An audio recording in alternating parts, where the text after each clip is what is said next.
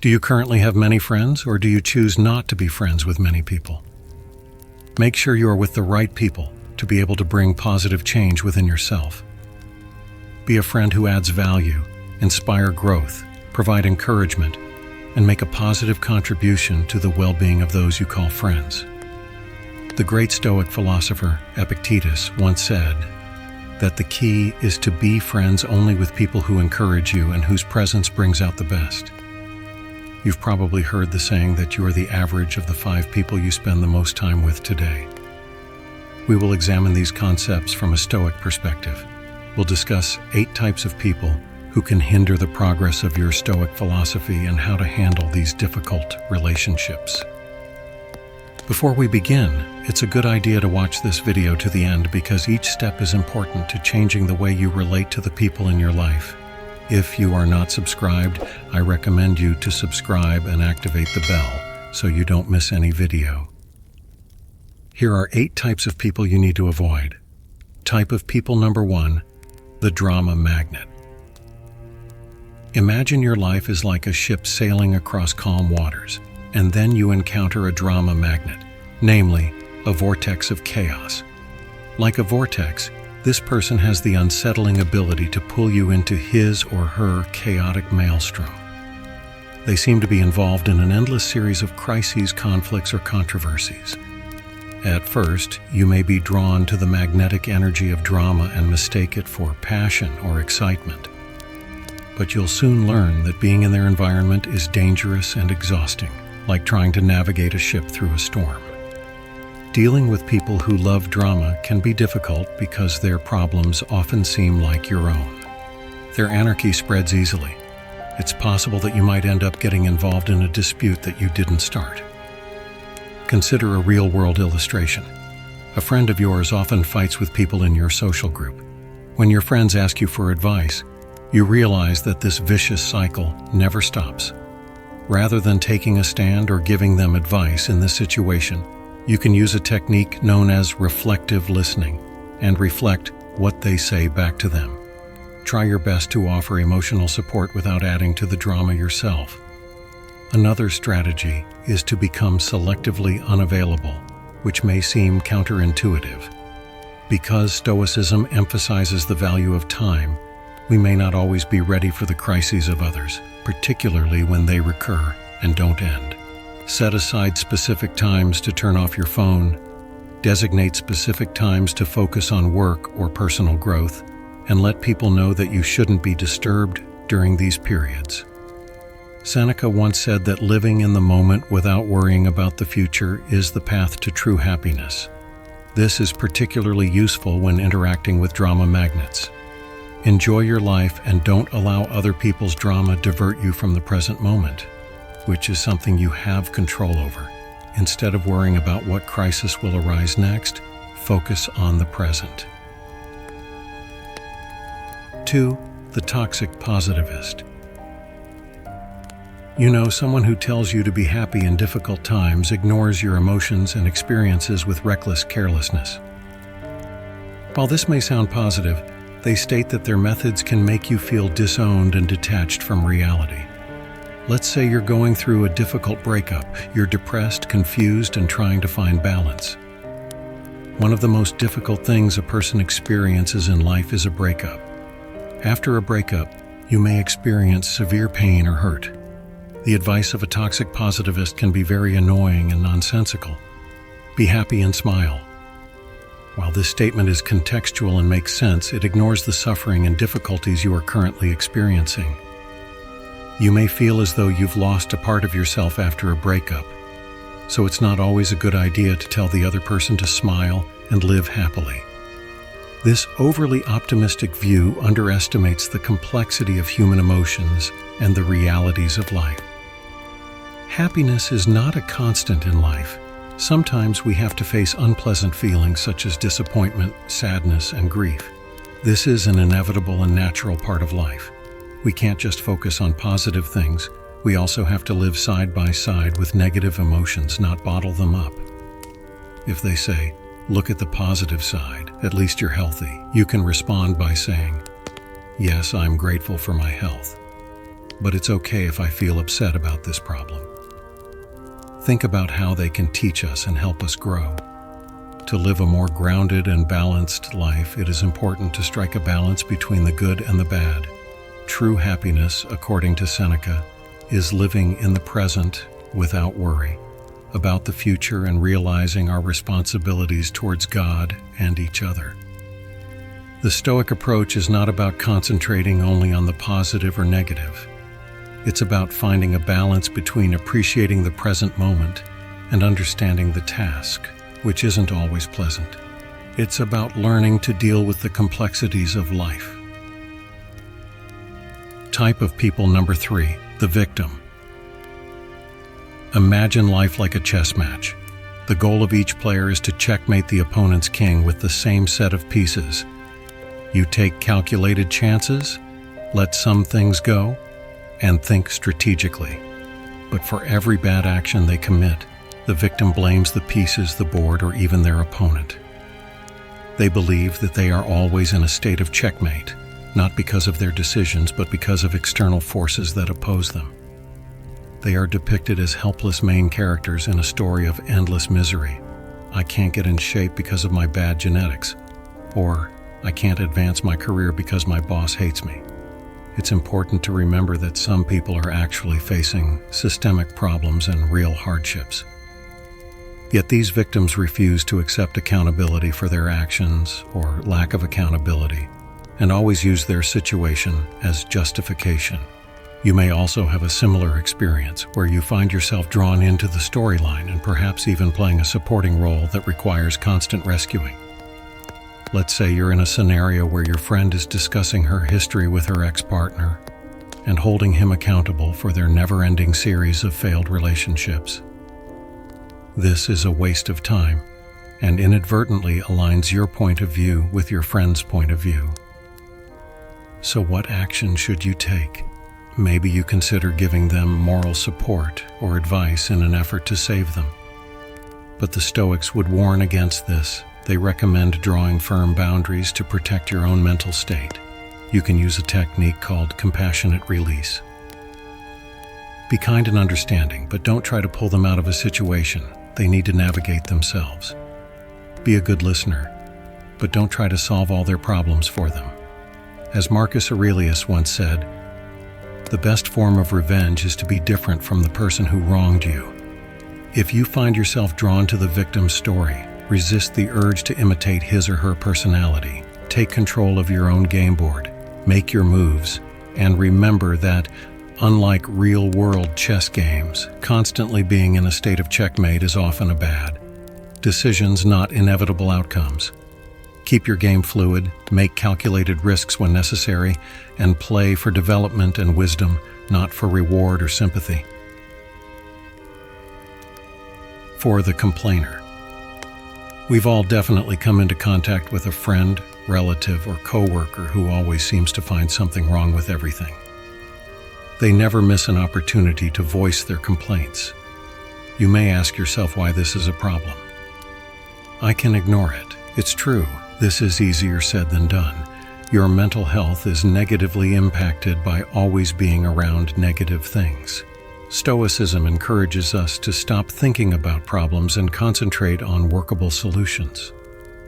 Let's say you're working on a project with someone who constantly complains. Every meeting turns into an exhausting argument without any productive conversation. As a result, team morale decreases, and your efforts to identify workable solutions are diverted. Imagine you and a colleague are involved in an important project at your office. Your partner is always complaining about something. He often discusses project shortcomings, ranging from tight schedule demands to other problems that hinder his productivity. Initially, you can try to listen to him and give encouragement. However, as time goes by, team morale is negatively affected by your partner's constant negativity. Everyone gets tired after a long day of work, and work becomes ineffective. From the perspective of Stoic philosophy, you can apply several principles to deal with this situation. Start by concentrating on your controllables.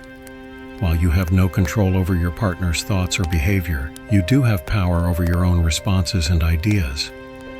Instead of allowing one person to make the situation worse, focus on enhancing your own work performance. By having a positive outlook and unwavering beliefs, you can create a positive atmosphere. You have the power to motivate the team and foster a more positive work atmosphere. Recall that the Stoic philosophy focuses on managing and responding to your environment, rather than trying to change other people. In this instance, it assists you in keeping an optimistic outlook and concentrating on solutions, rather than allowing other people's negativity to consume you. There are various approaches you can take when interacting with people who like to complain. Make it a priority to minimize your interactions with them whenever you can. If this is not possible, perhaps because of family or professional ties, you may choose to mentally separate yourself from them. Then shift the topic of conversation to something more positive or focused on solutions. Marcus Aurelius: you have power over your thoughts, not external events. You will find strength when you realize this.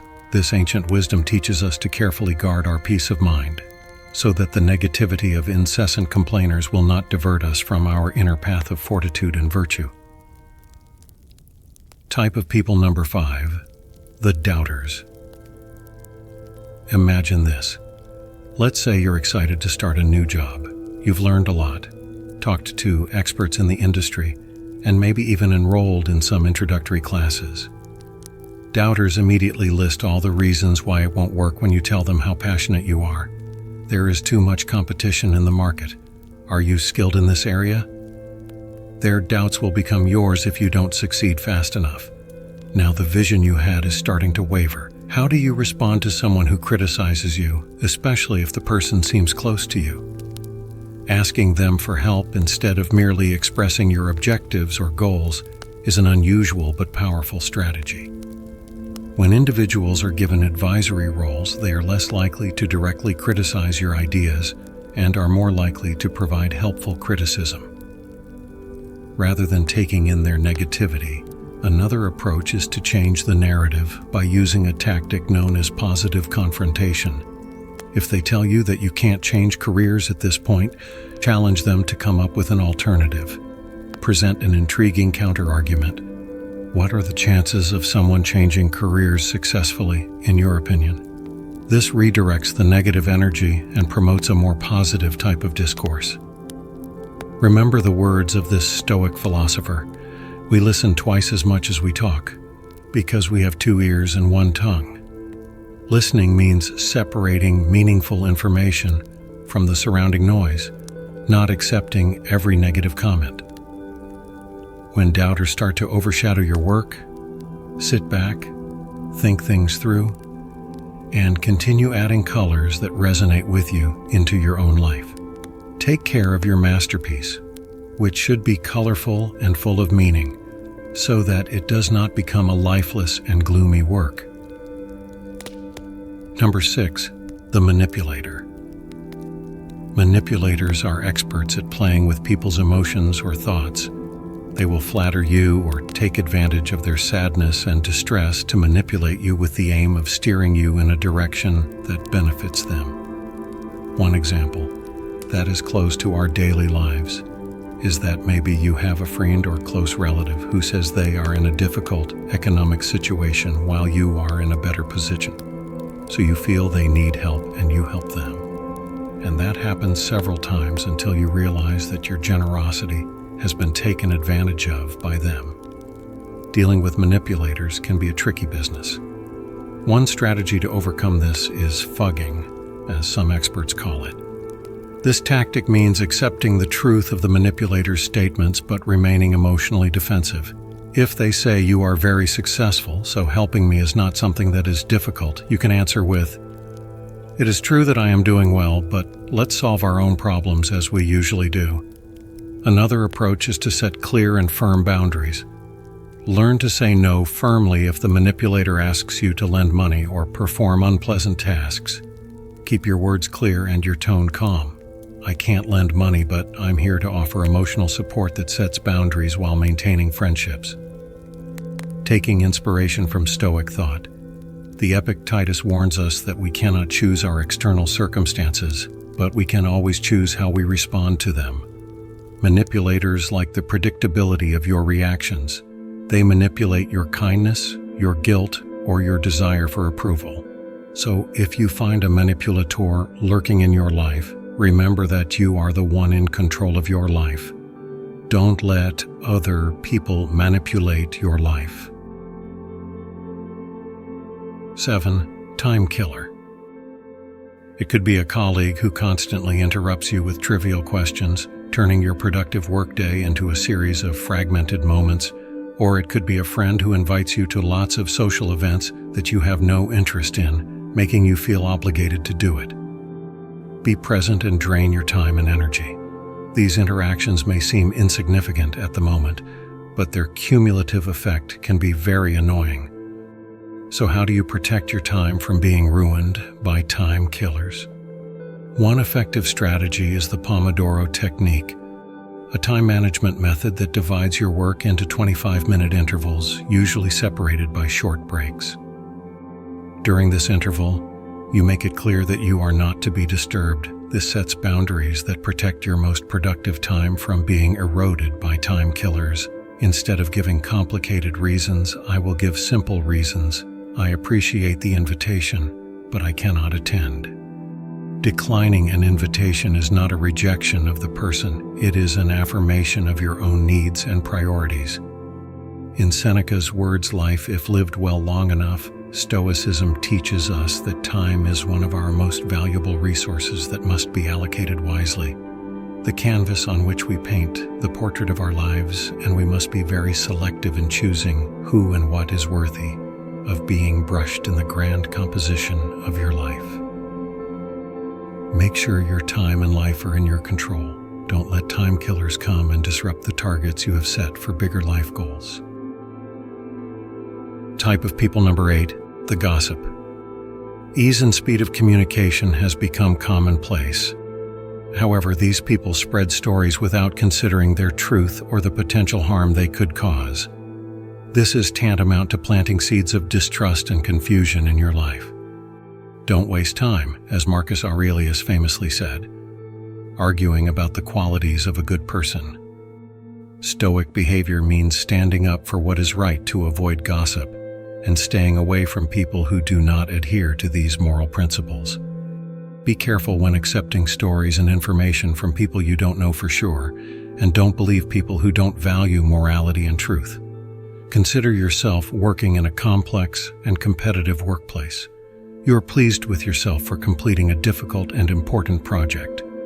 However, you learn from a coworker that bad rumors about you and your work are circulating in the office.